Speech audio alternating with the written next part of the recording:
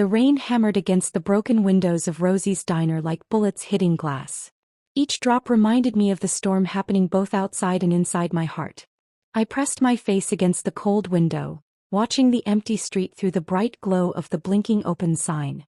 At 24, I had learned that storms always go away, but the scars they leave behind stay forever. My fingers touched the thin gold chain around my neck without thinking. It was the only thing left from my mother. The only thing the people collecting debt hadn't taken. Tonight felt different. It felt charged with an electricity that had nothing to do with the lightning cutting across the sky. As I turned back to clean tables that were already clean, I had no idea that in less than an hour my whole world would fall apart and rebuild itself around a single act of kindness that would tie my life to the most dangerous man in the city. The bell above the door rang weakly as the last customer left, leaving me alone with the ghosts of my dreams and the worry of tomorrow's rent notice. I had been working double shifts for 3 weeks straight, my body running on coffee and determination, but it still wasn't enough. Never enough. The diner's owner, Mr. Peterson, had been patient, but patience didn't pay bills, and I knew I was living on borrowed time. I grabbed my worn coat from behind the counter. The fabric was thin from too many washes and too many storms I had been through. As I stepped into the alley behind the diner, the rain immediately soaked through to my skin, but I barely noticed. I had grown numb to discomfort. It was survival. That's when I saw him. A small figure huddled against the brick wall, not moving in the downpour. My heart jumped as I realized it was a child, maybe 8 or 9 years old. His dark hair was stuck to his pale face. Without thinking twice, I ran toward him, my worn sneakers splashing through puddles that reflected the city's harsh lights. "Hey sweetie, are you okay?" I called out, but the boy didn't respond. As I knelt beside him, my hands shaking from more than just the cold, I could see he was burning with fever. His small body shook with violent shivers. His clothes were expensive, designer jeans and a cashmere sweater that probably cost more than I made in a month. But money couldn't protect him from whatever sickness had taken hold of him. "Oh God, you're burning up," I whispered. Right away, I took off my coat and wrapped it around the unconscious child. I didn't think about what might happen. I didn't think that this might be someone else's job. All I saw was a sick child who needed help, and every motherly instinct I had roared to life. I gathered him into my arms, surprised by how light he felt, how fragile. His fever was dangerous. I could feel the heat coming through my thin coat, and I knew clearly that minutes might mean the difference between life and death. My tiny studio apartment was only 3 blocks away, closer than any hospital. And as I ran through the storm with the boy held against my chest, I made a decision that would change everything. I would save this child no matter what it cost me. I didn't know his name, didn't know where he came from. But in that moment he became mine to protect. The rain seemed to move away from us as I ran. My heart pounded with purpose I hadn't felt in years. For the first time since my mother's death, I felt like I was exactly where I was supposed to be. If you're enjoying this story and want to know what happens next, don't forget to subscribe to the channel and let us know in the comments where you're watching from. Your support means everything to us as we continue bringing these stories to life. My apartment was all about making do with less. A Murphy bed that also worked as a couch, a kitchenette that had only a hot plate and a mini fridge, and windows that rattled with every gust of wind. But it was warm and it was safe. And right now that was all that mattered. I laid the boy on my bed. His small body barely made a dent in the thin mattress. I took off his wet clothes quickly and carefully. My years of caring for my dying mother kicked in. His skin was as pale as marble except for the red flush of fever across his cheeks. I could see a small scar above his left eyebrow that told of childhood adventures and protective parents who must be going crazy with worry. I wrapped him in every blanket I owned, then filled a basin with cool water and began the slow process of bringing his fever down. As I worked, gently placing damp cloths on his forehead and wrists, I found myself talking to him in soft whispers. "You're going to be okay, sweetheart. I've got you now. Your parents are probably looking everywhere for you." The words were as much for my own comfort as his. I had been alone for so long that having someone to care for, even a stranger's child, filled a hollow space in my chest I had forgotten was there. Hours passed in a blur of temperature checks and medicine from my small first aid kit. I dozed lightly in the chair beside the bed, waking up suddenly every time the boy moved or his breathing changed. It was just after dawn when his fever finally broke and his eyes opened. They were the most beautiful dark eyes I had ever seen, smart and alert despite what he had been through. For a moment we simply stared at each other and I felt something shift in the universe, a connection that couldn't be explained. "Where am I?" he asked. His voice was quiet but steady. There was something in his tone, a seriousness that seemed too old for his young face. "You're safe," I said simply, reaching out to brush a strand of dark hair from his forehead. "I found you in the alley behind the diner where I work. You were very sick." The boy's eyes widened and I saw a flash of something, fear maybe or recognition, before his face became carefully blank. "What's your name?" "Emma." "Imogen." "What's yours?" He paused for a long moment as if thinking about what his answer might mean. "Marco," he said finally. "Marco Salvatore." The name meant nothing to me but I could see it meant everything to him. There was a weight to it, an importance that made my stomach flutter with worry. But looking at his young face, still pale from fever, I pushed the feeling aside. Whatever his story was, he was just a child who had needed help. "Well, Marco Salvatore, you gave me quite a scare. How are you feeling?" "Better," he said, trying to sit up. I immediately moved to help him, fixing the pillows behind his back. "Thank you. You saved my life." There was something in the way he said it, a formality that seemed rehearsed, as if he had been taught the proper way to say thank you. It made my heart ache for reasons I couldn't name. "Anyone would have done the same thing," I said, but Marco shook his head. "No," he said with complete certainty. "They wouldn't have." Before I could ask what he meant, my phone rang. The caller ID showed Mr. Peterson's number and my stomach dropped. "I was supposed to open the diner an hour ago. I have to take this," I said apologetically, stepping into the kitchenette. "Emma, where the hell are you?" Mr. Peterson's voice was sharp with anger. "I've got customers waiting and no one to serve them." "I'm so sorry, Mr. Peterson. There was an emergency." "I don't want to hear excuses. This is the third time this month you've been late. You're on thin ice, girl." My heart sank.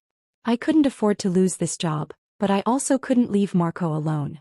He was better but still weak and I had no idea how to contact his family. "I'll be there as soon as I can," I promised. But the line was already dead. When I turned back to Marco, I found him watching me with those two smart eyes. "You're in trouble because of me," he said. It wasn't a question. "It's not your fault," I said quickly. "I just need to figure out how to get you home. Do you remember your parents' phone number?" Something moved across Marco's face. Pain maybe or fear. "It's complicated," he said finally. "What do you mean?" Marco was quiet for a long moment and I could see him fighting with something inside. When he spoke, his voice was barely above a whisper. "My father, he's not like other fathers. People are afraid of him." A chill ran down my spine but I kept my voice gentle. "What's your father's name, Marco?" "Vincent Salvatore." The name hit me like a physical punch. Even I, who avoided the news and lived in my own small world of survival, knew that name. Vincent Salvatore was the head of the most powerful crime family on the East Coast. A man whose very name was whispered in fear and respect. And I had his son in my bed, wrapped in my grandmother's quilt, looking at me with eyes that held too much knowledge for someone so young. "Oh," I breathed, sinking into the chair beside the bed. "You're scared now," Marco said, and there was acceptance in his voice that broke my heart. "No," I said firmly, surprising myself with how true it was. "I'm not scared of you, Marco. You're just a little boy who was sick and needed help." "But my father." "Your father isn't here," I interrupted gently. "You are, and right now that's all that matters." Marco stared at me for a long moment and I saw something in his face I couldn't quite identify. Hope maybe, or wonder, as if he had never met someone who could separate him from his father's reputation. "We should call him," I said finally. "He must be worried sick." Marco's face went pale. "You don't understand. When I disappeared there would have been consequences. People might have been hurt." The weight of what he was saying settled over me like a heavy blanket. This wasn't just about a lost child. This was about power and violence in a world I had never imagined touching my own. "How long was I gone?" Marco asked, and I could hear the fear in his voice. "About 12 hours, I said and watched his face fall apart. "Oh God," he whispered. "He's going to tear the city apart looking for me." As if his words had made it happen, the sound of car doors slamming came from the street below. I moved to the window and looked through the blinds. My blood turned to ice at what I saw. 3 black SUVs were parked outside my building, and men in expensive suits were getting out of them. Their movements were organized and purposeful. Even from 4 stories up, I could see the bulges of weapons under their jackets. "They found me," Marco said quietly from behind me. My mind raced. I thought of Mr. Peterson's anger, of the rent notice on my kitchen table, of the careful life I had built from nothing. All of it was about to be swept away by forces I couldn't control. But when I looked at Marco, still pale and weak from his fever, I felt that same protective instinct that had made me save him in the first place. "Are you in trouble?" I asked. Marco shook his head.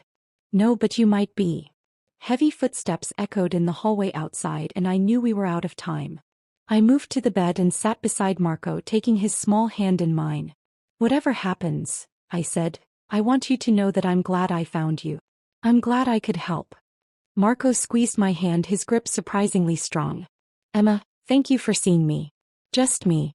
Not my name, not my father, just me."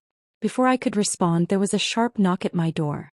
Not the polite knock of a neighbor or delivery person, but the commanding rap of someone used to having doors opened right away.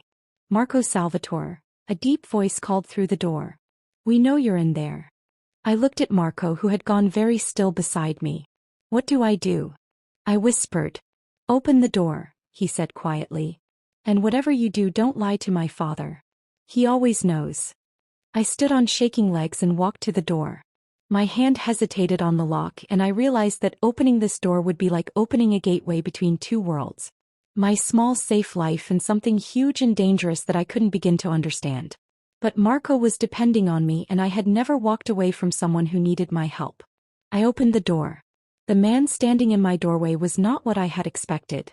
Vincent Salvatore was tall and broad-shouldered with salt and pepper hair, and the kind of presence that seemed to fill a room before he even entered it.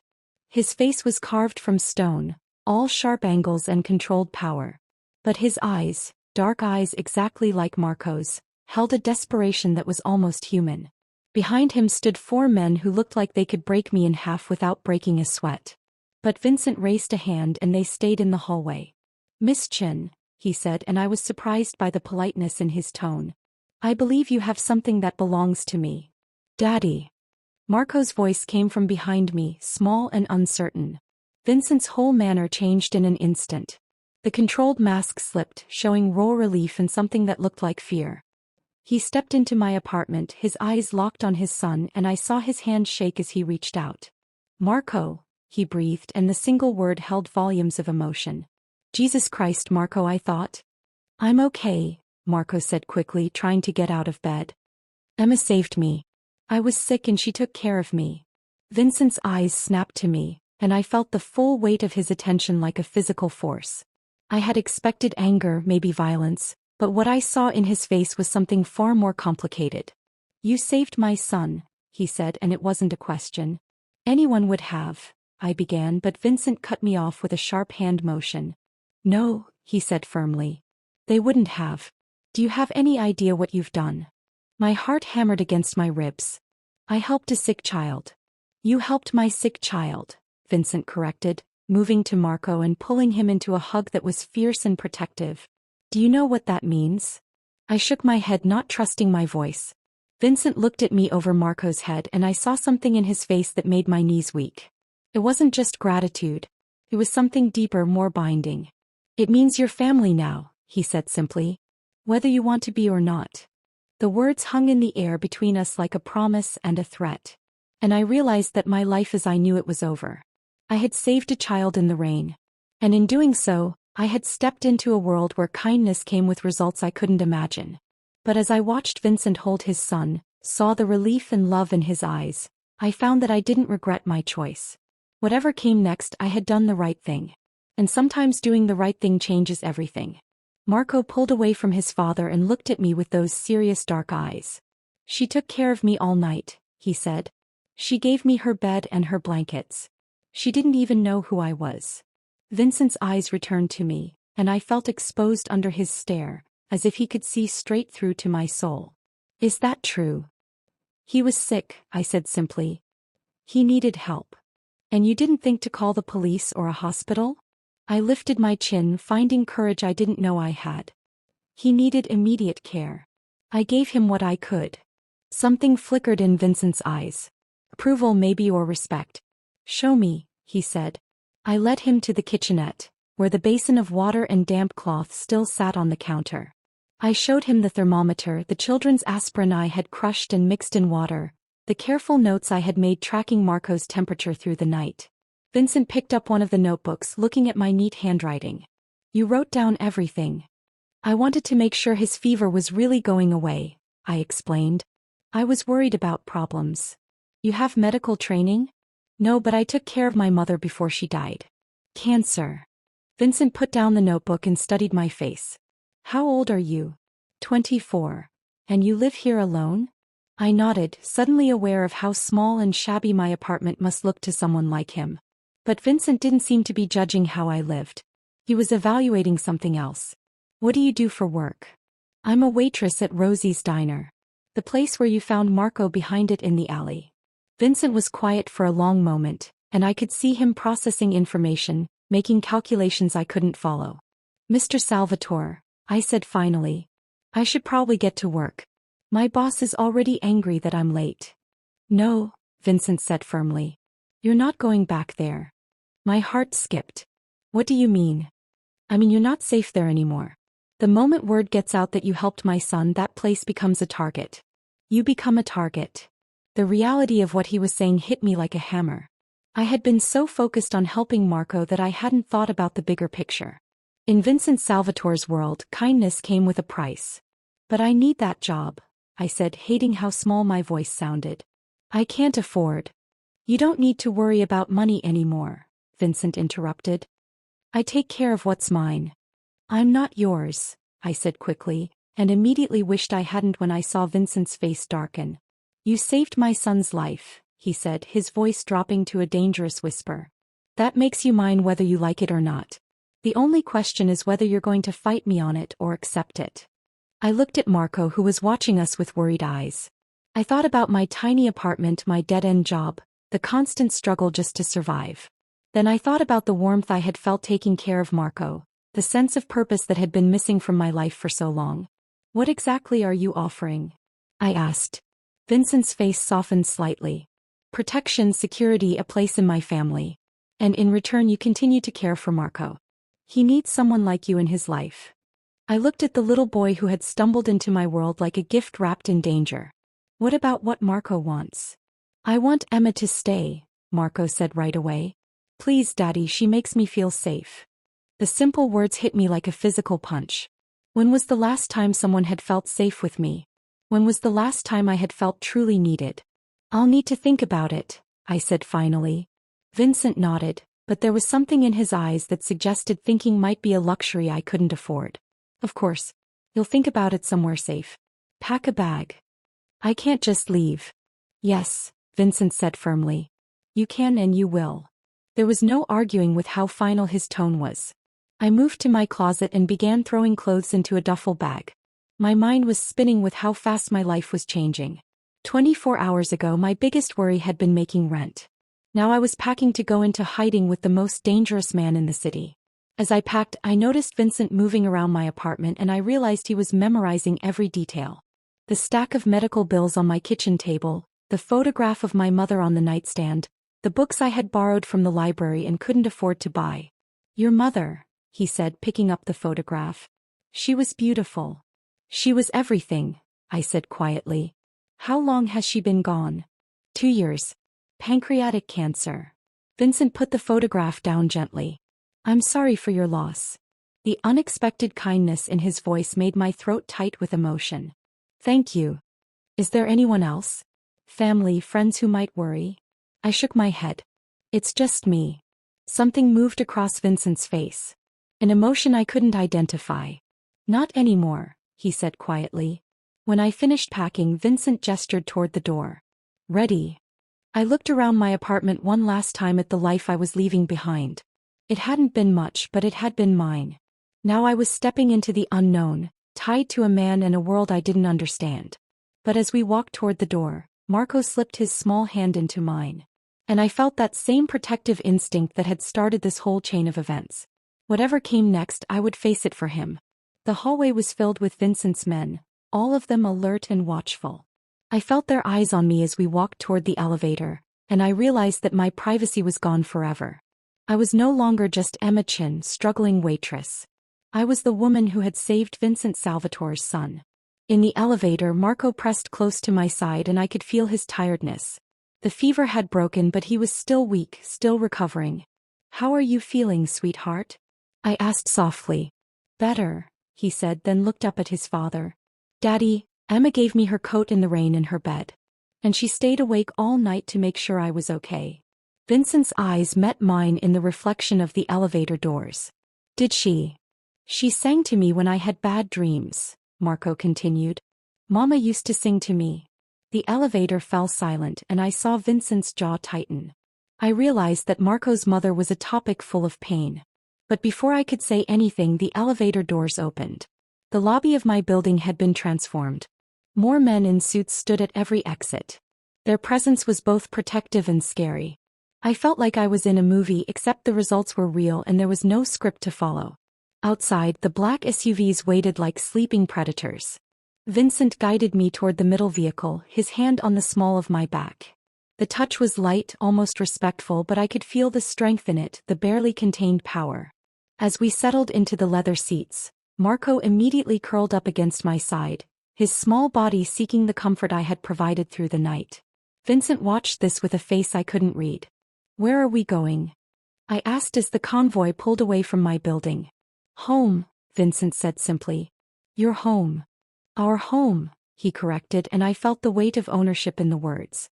The drive took us through parts of the city I had never seen, past neat lawns and iron gates, into a world of wealth and privilege that seemed like another planet. When we finally stopped, I found myself staring at a mansion that looked like something from a movie, all stone and glass and imposing elegance. "This is where you live?" I asked Marco, who nodded sleepily. "It's big," he said. "But it gets lonely sometimes." The simple admission made my heart ache. For all his privilege, Marco was still just a little boy who needed love and attention. Vincent helped us out of the car, and I was immediately surrounded by staff, housekeepers, and security people who all seemed to know exactly what to do. But Vincent kept me close. His presence was a constant reminder that I was under his protection now. The inside of the house was even more impressive than the outside. Marble floors and crystal chandeliers. Artwork that probably cost more than I had made in my entire life. But it felt cold, impersonal, like a museum rather than a home. "Mrs. Romano will show you to your room," Vincent said, pointing to an older woman with kind eyes. "You'll be staying in the East Wing near Marco." "Near Marco?" I repeated. "You're his caregiver now," Vincent said matter-of-factly. "That means you stay close." I wanted to protest, to say that I hadn't agreed to anything yet. But Marco's hand tightened in mine, and I realized that my decision had already been made. The moment I had wrapped my coat around a sick child in the rain, I had chosen my path. Mrs. Romano led us through a maze of hallways to a set of rooms that was larger than my entire apartment. The bedroom was decorated in soft blues and creams, with a sitting area and a bathroom that looked like something from a luxury hotel. "Mr. Salvatore had these rooms prepared for you," Mrs. Romano explained. "If you need anything at all, just press this button." She pointed to a small panel beside the bed. "Someone will come right away." I nodded numbly, still trying to understand how much my life had changed. "Marco, sweetheart," Mrs. Romano continued. "Your father wants you to rest. You've had quite an adventure." Marco looked up at me with worried eyes. "You'll be here when I wake up?" "I'll be here," I promised and meant it. After Mrs. Romano left with Marco, I found myself alone in the fancy room, trying to make sense of what had happened. I moved to the window and looked out at the perfectly neat gardens, at the high walls that surrounded the property. It was beautiful, but it was also a prison of sorts, a golden cage that came with protection and luxury, but also with responsibilities I was only beginning to understand. A soft knock at the door interrupted my thoughts. "Come in," I called, expecting Mrs. Romano or maybe another member of the staff. Instead, Vincent entered and I felt the air in the room change. He seemed to fill the space with his presence, making the large room feel suddenly close. "Are you comfortable?" he asked, though his eyes suggested he was asking about more than just the room. "It's beautiful," I said honestly. "But I feel like I'm in someone else's life." Vincent moved closer and I caught the smell of his cologne, something expensive and masculine that made my pulse quicken despite myself. "This is your life now," he said quietly. "The sooner you accept that, the easier it will be. And if I don't want to accept it?" Vincent's eyes darkened. "Then you'll be miserable and Marco will suffer for it. Is that what you want?" The question was like a knife to my heart. "Of course not." "Then stop fighting this. Stop fighting me." I looked up at him, at this man who had turned my world upside down with his gratitude and his protection and his complete certainty that he knew what was best for everyone around him. "I don't know how to be what you need me to be," I admitted. Something softened in Vincent's face. "You already are what we need you to be. You saved my son without thinking about what might happen. You cared for him like he was your own. That's not something that can be taught." "But I don't know anything about your world, about the danger, the violence." "You don't need to know about that," Vincent interrupted. "That's my world. Your world is Marco. Your world is safe." I wanted to believe him, but I had seen the guns, the security, the careful dance of protection that surrounded every moment of their lives. "What happened to his mother?" I asked quietly. Vincent's face went completely still. And I immediately wished I hadn't asked. "She died," he said finally. 3 years ago." "I'm sorry." "Cancer," Vincent continued, and I heard the echo of my own loss in his voice. "She fought it for 2 years, but in the end." That's why Marco was so sick, I realized. He was scared. Scared of being sick like she was. Vincent nodded and I saw a flash of weakness in his eyes that made my chest tight. "He's been having nightmares," Vincent admitted, "about getting sick. About dying. The doctors say it's normal, but you feel helpless," I finished. "I can protect him from bullets and kidnapping attempts and every outside threat imaginable," Vincent said, his voice rough with emotion. "But I can't protect him from his own fears." I felt something shift inside my chest. A recognition of shared pain and shared love for the little boy who had brought us together. "Maybe that's why I found him," I said softly. "Maybe he needed someone who understood what it's like to lose a mother to cancer." Vincent stared at me for a long moment and I felt the weight of his attention like a physical touch.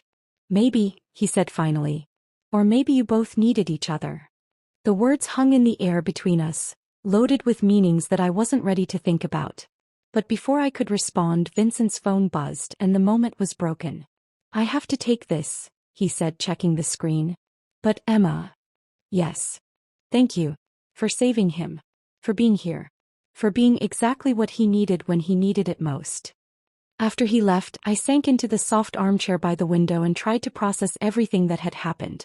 24 hours ago, I had been a struggling waitress with no family and no future. Now I was living in a mansion, caring for the son of a man who commanded fear and respect in equal measure. But it wasn't the luxury or the danger that made my head spin. It was the way Vincent had looked at me when he thanked me, as if I was something precious and rare. It was the way Marco had curled against my side in the car, trusting and safe. It was the feeling that for the first time in years I was exactly where I belonged. A soft knock interrupted my thoughts and Marco peeked around the door, his dark hair still messy from sleep. "Emma, are you really going to stay?" I looked at this little boy who had stumbled into my life like a miracle wrapped in a storm, and felt my heart make the decision my mind was still fighting with.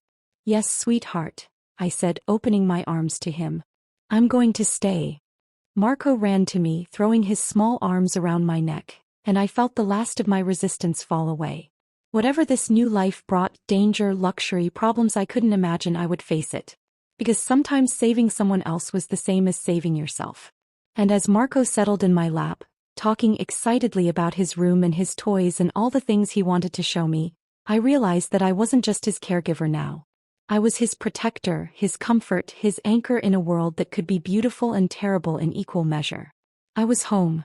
6 months later, I stood in the garden behind the Salvatore mansion, watching Marco chase butterflies among the roses. The little boy who had collapsed in the rain was now healthy and full of energy, his laughter echoing off the stone walls like music. The nightmares had gone away, replaced by dreams of adventures and stories I told him each night. I wore a simple sundress now, my hair longer and shinier from proper food and care. The constant worry lines around my eyes had softened, replaced by a happiness I had never thought possible. In my hand I held a letter. Acceptance to the nursing program at the local university. Tuition paid in full by a scholarship from an anonymous donor. I knew who that donor was, just as I knew that Vincent Salvatore took care of what was his. Emma, Marco called, running toward me with a butterfly sitting on his finger. Look, it's not scared of me anymore. That's because you're gentle with it, I said, kneeling to his level. When you're kind and patient, beautiful things aren't afraid to come close. Marco smiled at me, then carefully let the butterfly go back to the flowers. As he ran off to explore more of the garden, I felt a familiar presence behind me. He's happy, Vincent said, his voice warm with satisfaction. He is, I agreed, not turning around. I had learned to recognize the sound of his footsteps, the subtle change in the air when he was near. And you? He asked, moving to stand beside me. Are you happy? I thought about the question seriously. 6 months ago I would have said happiness was something I couldn't afford. Now, watching Marco play in a garden that had become as much mine as his, I realized that happiness wasn't something you earned. It was something you chose. Yes, I said simply. I am. Vincent nodded and we stood in comfortable silence watching Marco's innocent joy. In the distance I could see the security team keeping their careful watch. A reminder that our happiness existed inside carefully guarded walls. But inside those walls we had built something real. A family made not by blood but by choice, by sacrifice, by the simple act of caring for someone who needed it.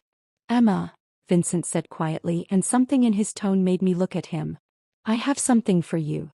He held out a small velvet box and my heart skipped. But when I opened it, instead of a ring, I found a delicate gold locket, old and beautiful, with detailed engravings that caught the afternoon light. It was my mother's, Vincent explained. And before that my grandmother's. It's meant to hold pictures of the people you love most. My throat tightened with emotion. Vincent, I can't. You can, he said firmly. You're family now. Really family. This is your place, Emma. Here with us. And as he fastened the locket around my neck, his fingers brushing against my skin, I felt the last piece of my old life fall away. I was no longer the poor waitress who had saved a boy in the rain.